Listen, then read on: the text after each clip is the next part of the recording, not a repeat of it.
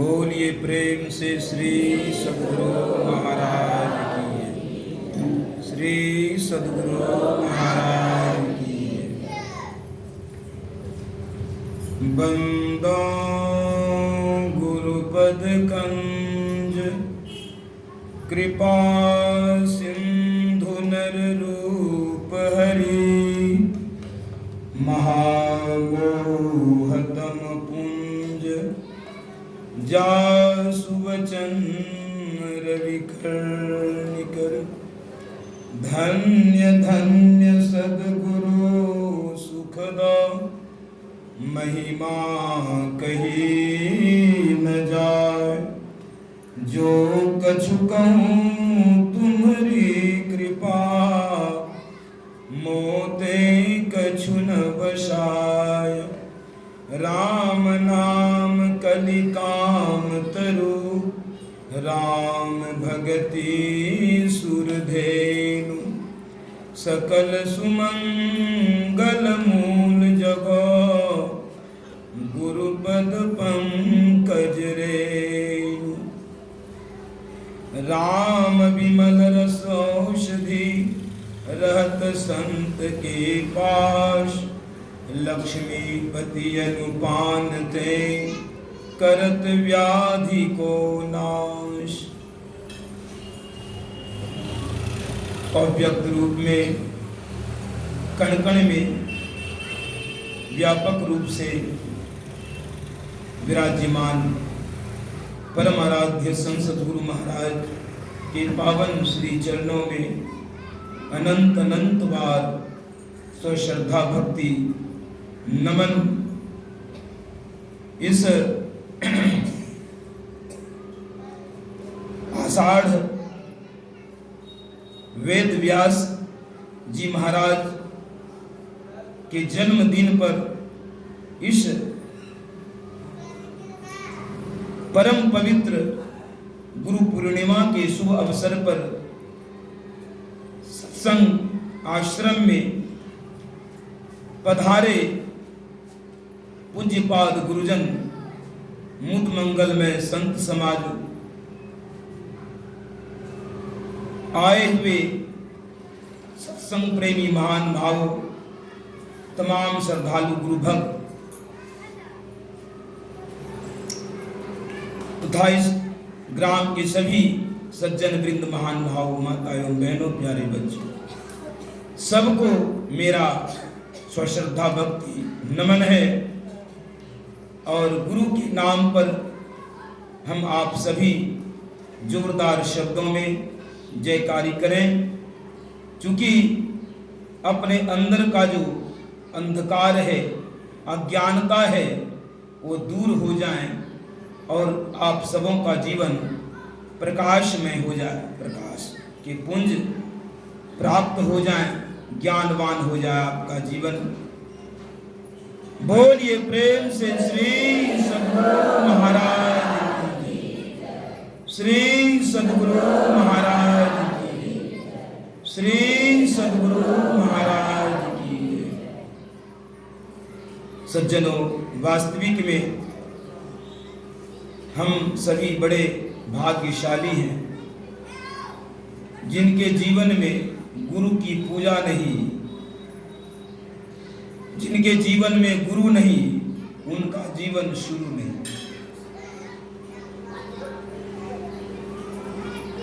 गुरु की भक्ति न साधु की सेवा, बिनहु कछु ही पाई। गुरु की भक्ति साधु की सेवा के बिना इस जीवन में कुछ मिलने को नहीं है। हम सबों का जीवन गुरु की भक्ति के बिना अकारत ही चला जाए। इसलिए कहा, जिनकी लगन गुरु सो नाही, ते नर खर कुकर सम जग में, वृथा जन्म गमाई। अमृत छोड़ी विषय रस पीवह, धृग धृग तिनके ताई, जिनकी लगन गुरु सो ना। अतः आज का जो ये दिन है, गुरु की पूजा करने का दिन है।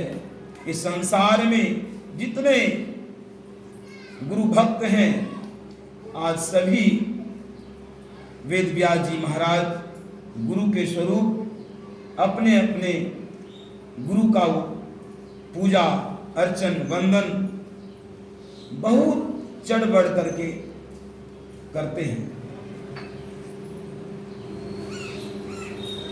अतः गुरु की भक्ति से जीवन में सर्व सुखों की प्राप्ति। गुरु की महिमा व्यापक महिमा है। सुन रहे थे गुरु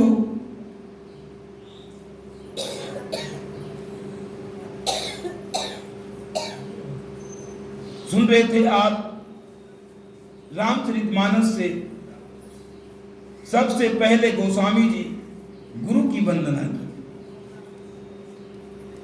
बंदो गुरुपद कंज कृपा सिंधु नर रूप हरि महामोह तम पुंज जासु वचन रवि करनी। समुद्र कृपा के समुद्र मनुष्य के रूप में ईश्वर जिनका वचन महामोह रूप अंधकार राशि को नाश करने के लिए सूर्य की किरणों के समूह है, ऐसे गुरु के चरण कमल को मैं प्रणाम करता हूं।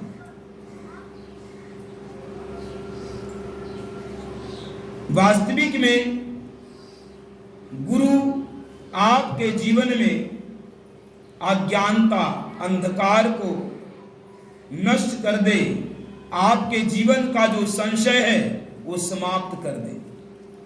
बोले ऐसे पहुंचे संत कौन होंगे?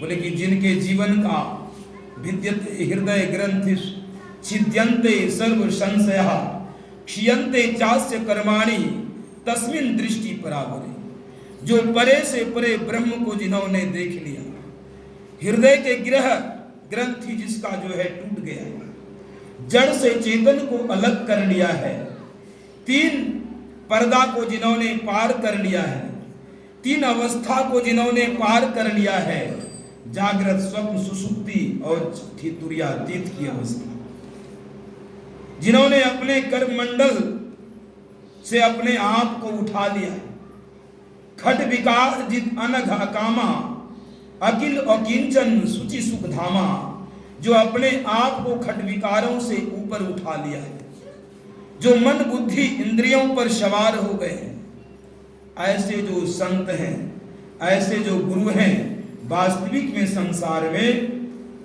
यही वेद व्यास के स्वरूप है। और हमारे संसद गुरु महर्षि में ही परमहंस जी महाराज की इतनी बड़ी कृपा है हम सबों पर, इतनी बड़ी कृपा है कि हम बहुत कृतज्ञ हैं। सदगुरु की महिमा अनंत अनंत किया उपकार, लोचन अनंत उघारियां अनंत दिखावन। सदगुरु की अनंत कृपा जिसका आदि और अंत नहीं है। संत उदय संतत सुखकारी विश्व सुखद जिमी इंदु तमारी। संतों का प्राकट्य उसी तरह से सुखदायिनी है जिस तरह की आकाश में चंद्रमा शीतलता प्रदान करता है, ठीक उसी तरह से संत जो होते हैं, गुरु जो होते हैं, वो दूसरे के परोपकार के लिए होते हैं। संत बिटप सरिता गिरिधरणी परिहित हेतु सवन के करणी। संत हृदय नवनीत समाना कहा कविन पे कहे न जाना। संतों के हृदय मक्खन की तरह होता है, फिर भी कभी नहीं कह लिया, उससे भी कहीं और कोमल होता है। ठीक इस संसार के इस जीवों को त्राहिमाम देखते हुए, अज्ञानता में भटकते हुए, कष्ट सहते हुए, समय समय पर भगवान भी अवतार लेते हैं और संत भी अवतार लेते हैं। उस कड़ी में वेद व्यास जी महाराज भी अवतार लिए। जब देखा ये मानव अपने धर्म पथ से, कर्म से च्युत होते जा रहा है, यानी कि पतन होते जा रहा है, मानव में मानवता नहीं है, दानवता का प्रवेश अधिक देखा और धर्म का लोप तो वेद व्यास के रूप में भगवान को अवतार लेना पड़ा। आप सुबह भी सुन रहे थे, वेद व्यास जी महाराज का नाम ऐसे नहीं हुआ। त्रैकालदर्शी, ये महर्षि पराशर ऋषि के पुत्र हैं और ऐसे समय में जन्म लिए, इतने बड़े ज्ञानी ध्यानी हुए, त्रैकालदर्शी कि 4 वेद, 6 शास्त्र, 18 पुराण, महाभारत, गीता आदि के रचयिता ही। ये श्रीमद् भागवत महापुराण उन्हीं की रचना है और उन्हीं के जो है पुत्र सुखदेव मुनि हुए, परम ज्ञानी, ज्ञानी ध्यानी के पुत्र, वो भी परम ज्ञानी, परम वैरागी, परम विरक्त। तो कहते हैं ऐसे जो है ज्ञानी संत महापुरुषों का आज जो है जन्मदिन है, जयंती है गुरु के रूप में। और गुरु का समावेश, गुरु नाम है ज्ञान का, शिष्य सीख ले सोए, ज्ञान मर्जाद जाने बिनु, शिष्य गुरु और शिष्य न कोई। यानी कि ज्ञान रूप ही गुरु है। और ज्ञान होता कहाँ है? कहते ज्ञान होता है प्रकाश में, अंधकार में नहीं होता है। जब हम गुरु के बताए मुताबिक अंदर में जब ध्यान करेंगे तो कहते हैं कि गुरु बिनु ज्ञान नाही, गुरु बिनु ध्यान नाही, मैं ही न गुरु बिनु आना उपकारी हो पाए। गुरु के बिना जो है आपके अंदर में ज्ञान ध्यान नहीं उतर सकता है। तो महाराज वेद व्यास जी इस संसार पर कितना उपकार किए हैं, गुरु के उपकार को कोई चुका नहीं सकता, गुरु के ऋण को कोई उतार नहीं सकता। गुरु का बहुत बड़ा ऋण है। सज्जनों, जब तक हम अंधकार में हैं तब तक हम दुखी हैं, तब तक हम अज्ञानी हैं, तब तक हम आपके अंदर में संशय बना है। इस नगरी में तिमिर समाना, भूल भ्रम हर बार, खोज करो अंतर उजाली, छोड़ चलो नव द्वार। तो नव द्वार में जब तक आपका पासा है तब तक आप जो है अज्ञान में पड़े हैं। इस अज्ञानता को दूर करने के लिए गुरु ही तो है। सुन रहे थे श्री रामचरितमानस में पाठ के क्रम में, बंदों गुरुपद पदुम परागा, सुरुचि सुवास सरस अनुरागा। गुरु महाराज जी के चरण रज प्रेम और श्रद्धा को उत्पन्न करने वाली है, जो सुगंधित और सार है। श्री गुरु पद नख मणिगण ज्योति, असुमिरत दिव्य दृष्टि ये होती। श्री गुरु महाराज जी के पद नख में मणियों की ज्योति है, जिसको स्मरण करने से साधक के अंदर में प्रकाश पुंज प्राप्त होता है, जिससे कि अज्ञानता दूर हो जाती है। ये होगा कैसे? जब तक हम एक नाम का जप, एक रूप का ध्यान और दृष्टि योग साधन नहीं करेंगे, तब तक जो है अंदर की अज्ञानता नहीं जाएगी। गुरु की महिमा बहुत बड़ी महिमा है। समर्थ रामदास जी महाराज अपने शिष्य के साथ में जा रहे थे भ्रमण में। रास्ते में एक सुंदर सा कुआं के ऊपर एक वृक्ष की जो शाखा है ऊपर से गया था, जिसके कारण पत्ता झड़-झड़ करके जो है कुएं का पानी गंदा कर दिया। ऊपर दृष्टि पड़ी तो गुरु महाराज आदेश करते हैं शिष्य को, बेटा इस डाली को यदि काट देते हो, ये कुआं का जल स्वच्छ हो जाएगा, पीने योग्य हो जाएगा, सब जीव जंतु मनुष्य पानी पी करके तृप्त होगा। तो अन्य सभी शिष्य जो है अनसुनी कर दी, लेकिन उसमें से एक अंबादास नाम करके थे। बोले गुरुदेव देख रहे थे उनकी तरफ, बोले अम्बा क्या तुम डाली काट सकते हो?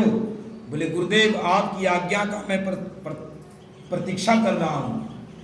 बोले चढ़ो। अंबादास चढ़े और जिधर डाली का अग्र भाग था उधर उल्टा ही बैठ करके कुल्हाड़ी से काटने लगे। बोले अम्बा तुम मूर्ख हो, ये डाली जब कटेगी तो कुएं में डाली जाए या तुम भी मरोगे, इसलिए इधर से काटो। बोले गुरुदेव आपकी कृपा यदि हो, ये कुएं क्या बिगाड़ सकता है, मैं संसार सागर से आपकी कृपा पर मैं विश्वास करता हूं, संसार सागर से तरने का भरोसा मुझे, ये कुआं मेरा क्या बिगाड़ेगा। बोले बेटा ठीक है, तुम्हें विश्वास है गुरु पर तो काटो। जैसे आधी डाली काटे, आधी डाली टूट करके कुएं में डाली और अंबादास कुल्हाड़ी सब चला। वृक्ष की दूरी भी काफी था। अब हाहाकार मच गया शिष्यों में, अरे भाई अंबादास गिर गया गिर गया। अब कोई निकालने का जो है साधन नहीं, कहीं से जो है साधन जुटाया, अंदर से जो है निकालने का कोशिश किया तो देखता है अंदर में अंबादास को जब निकाला तो अंदर में ध्यानस्थ बैठे थे अंबादास, और गुरु की कृपा से वह ब्रह्म ज्योति दिव्य दृष्टि खुल गई। उगरही विमल बिलोचन हिये के मिटही दोष दुख भव रजनी, सूझही रामचरित मणि माने गुप्त प्रगट जहां जो जई खाने। यदि गुरु की कृपा यदि हो तो आपके अंदर में अंधकार समाप्त, अज्ञानता समाप्त, संशय समाप्त, गुरु के प्रसाद बुद्धि उत्तम दशा को है। इसलिए कहा सहजो कारज गुरु के जगत बिन पूरे नाही, हरि तो गुरु बिनु क्यों मिले समझ देख मन मान। हरि ने जन्म दियो जग माही, गुरु ने आवागमन मिटाही। हरि ने मोसु आप छिपायो, अब गुरु दीपक देता ही दिखाई। गुरु भक्तों की महिमा विचित्र है। एक हो गए महर्षि आयोधौम्य, उनके शिष्य हो गए उपमन्यु। उपमन्यु बड़ा ही ब्रह्मचारी गुरु भक्त थे। घर से आए गुरु की सेवा में लग गए। ब्रह्मचारी व्रत का जो है नियम पूर्वक पालन करने लगे। प्राचीन काल का नियम था, ग्राम से भिक्षा ला करके गुरु को अर्पण कर दे। गुरु अपने हाथों से जो दे शिष्य को वो खाते थे, लेकिन गुरु के मन में हो गया इसकी परीक्षा लूं। सबके सब भिक्षा गुरु खा लेते थे। कुछ दिन के बाद पूछता है उपमन्यु, मैं तो सबकी सब भिक्षा खा लेता हूं, तुम क्या खाते हो? तुम्हारा शरीर हिष्ट पुष्ट है, कैसे जीते हो? बोले गुरुदेव मैं पुनः भिक्षा मांग के ला लेता हूं। बोले ये तुम बहुत बड़ा पाप करते हो, दूसरे भिक्षार्थी का भिक्षा तुम दूसरे का हिस्सा लाते हो, ये बहुत बड़ा पाप करते हो, अच्छी बात नहीं। वो भी बंद कर दिए, फिर रहने लगे। कुछ दिन के बाद पूछता है कि अब तुम क्या खा करके रहते हो? बोले गुरुदेव आपकी जो गायें हैं चरा करके लाता हूँ और दूध निकाल करके पी लेता हूँ, उसी से जीता हूँ। बोले कि ये मेरी आज्ञा के बिना ये बिल्कुल गलत है, बिना मेरी आज्ञा के तुम कैसे दूध पी रहे हो? वो भी बंद कर दिए। फिर कुछ दिन जब गाय चरा रहे हैं, कुछ दिन के बाद पूछता उपमन्यु अब कैसे रहते हो? बोले बछड़ा जो दूध का झाग बना करके नीचे गिरा देता है, वही फेन पी कर गिराता। बोले कि बछड़े बड़े दयालु हैं, वो तुम्हारे लिए अधिक दूध का झाग बना करके गिरा देता है, अपने भूखा रहता है, ये भी पाप है, ये भी तुम्हें नहीं करना चाहिए, वो भी बंद कर दो। भोजन का जो है सारा रास्ता बंद कर दिया। अब उपमन्यु भूख के मारे वन में हजारों गौएं हैं, चरा रहा है भूखे प्यासे। गुरु के आश्रम में 1 दिन 2 दिन 3 दिन कितना दिन रहेगा? इतनी भूख लगी जोरों की, उपमन्यु ने आग का पत्ता खा लिया भूख से। जिस विषैले पत्ते को खाने से गर्मी से आंख की रोशनी चली गई, अंधे हो गए उपमन्यु। जंगल में भटकते भटकते एक जो है जलहीन कुआं में गिर पड़ा। पानी नहीं था, शाम का बेला था, आ रहे थे, गाय आगे निकल गई और उपमन्यु उस कुएं में गिर गया, जिसके कारण उपमन्यु का कोई अब उपाय नहीं। इधर गुरु महाराज उनके महर्षि आयोधम चिंतित हो गए कि गौएं तो आ गई, लेकिन उपमन्यु मेरा शिष्य कहाँ है? रात भर चिंता कर रहे हैं। गुरु महाराज सुबह शिष्य अपने शिष्य के साथ खोजने के लिए निकला। बोला कि बेटा उपमन्यु कहाँ हो? आवाज लगाई जंगल में। कुछ दूर में जाकर के कुएं से आवाज आई कि गुरुदेव मैं यहाँ जलहीन कुएं में पड़ा हूँ। शिष्यों के साथ गए और देखता है कि उपमन्यु पड़ा है कुएं में। अब कैसे निकालता? तो बोले कि बेटा अश्वनी कुमार का तुम ध्यान करो। वैद्य का जो देवता के जो है वैद्य अश्वनी कुमार स्मरण किया। ब्रह्मचारी गुरु भक्त अश्वनी कुमार प्रकट हो गए और मीठा पुआ उस उपमन्यु को बोला कि लो खा लो। बोले ऐसे मैं नहीं खाता। बिना गुरु महाराज जी को अर्पण किए, गुरु महाराज जी को अर्पण किए। बहुत जिद किया। बोले पहले तुम्हारे गुरु महाराज जी बिना गुरु को अर्पित किए खा लिया था।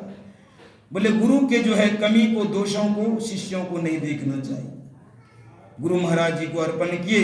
अश्वनी कुमार उस कुएं से उस उपमन्यु को निकाल दिए और बोले कि तुम्हारा जो दांत है लोहे का स्वर्ण का हो जाएगा, और तुम्हारे गुरु का तो लोहे का दांत है, तुम्हारा स्वर्ण का हो जाएगा, और तुम्हारी ये दृष्टि है पूर्ववत हो जाएगी, पहले से भी तेज। आशीर्वाद दे करके अश्वनी कुमार कुएं से बाहर निकाल दिए। गुरु के चरणों में उपमन्यु गिर पड़े और बोले गुरुदेव आपकी कृपा से मेरी दृष्टि खुल गई।